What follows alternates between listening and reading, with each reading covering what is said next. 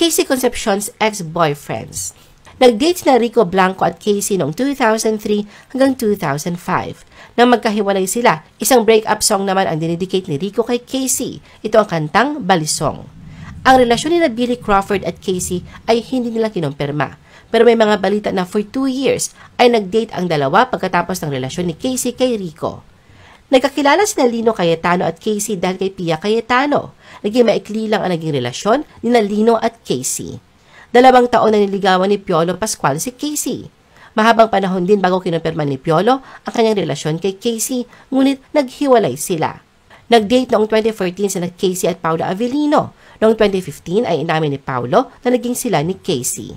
Walang naging detalye kung bakit nag-break silang dalawa. Naging vocal naman si Casey sa naging relasyon niya sa Phil-Am footballer na si Ali Borromeo, pero naging busy sila sa mga naging career nila.